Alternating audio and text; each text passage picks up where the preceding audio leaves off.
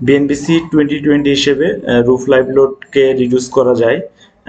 BNBC 2.3.14 আর্টিকেলে বলা আছে the minimum uniformly distributed roof live load L nought in table 6.2.3 are permitted to be reduce according to the following provision.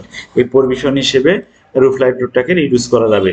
তো এখানে একটা condition হচ্ছে যে অবশ্যই রুফ লাইভ লোড রিডিউস করা যাবে, কিন্তু 0.6 নিউটন পার মিটার স্কোয়ারের নিচে নেওয়া যাবে না। On such structure the minimum roof live load shall be 0.6 kilometre per metre square. তো রুফ লাইভ লোড রিডাকশনের জন্য এখানে একটা ইকুয়েশন দেওয়া আছে, L R is equal to L not R one R two. তো অবশ্যই আমরা বুঝতে পারতেছি যে এল আর হচ্ছে রিডিউস লাইভ লোড, এই রিডিউস লাইভ লোড অবশ্যই 0.6 থেকে 1 এর মধ্যে হতে হবে।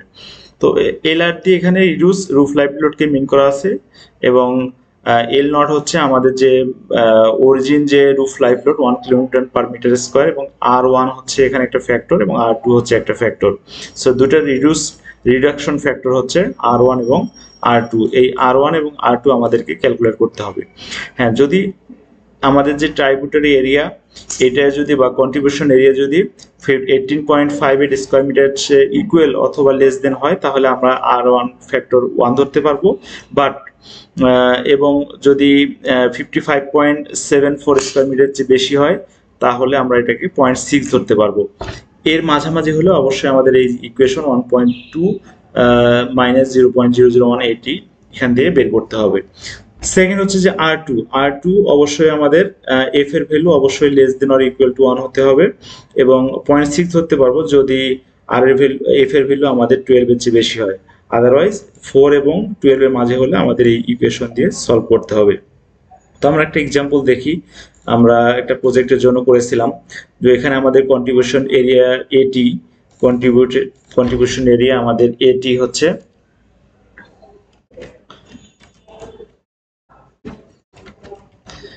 আমাদের এটি ছিল যে 16.68 ইন্টু 6.6 অর্থাৎ 110 স্কোয়ার মিটার, এবং স্লোপ যদি 10 ধরি তাহলে এফ এর ভ্যালু হচ্ছে 1.2।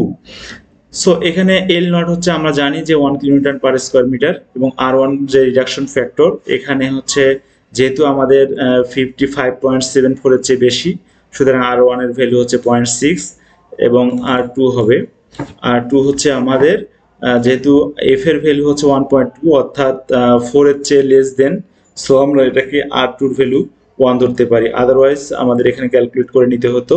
সো আমরা finally L R is equal to L not R one R two আমরা যদি এখানে ইকুয়েশনে বসাই দিই, তাহলে আমাদের রুফ লাইভ লোড আসে 0.6 কিলোনিউটন পার স্কোয়ার মিটার। অর্থাৎ আমরা এই 1 কিলোনিউটন থেকে এই 110 স্কোয়ার মিটারের জন্য আমরা 0.6 kilonewton per metre square roof live load ধরে এই শেড বলি বা এই রুফ বলি এটাকে আমরা ডিজাইন করতে পারবো। এভাবে আপনারা আপনাদের রুফ লাইভ লোডকে রিডিউস করে নিয়ে ইকোনমিক কনসিডারেশন থেকে আপনারা স্ট্রাকচার ডিজাইন করতে পারেন। ধন্যবাদ সবাইকে।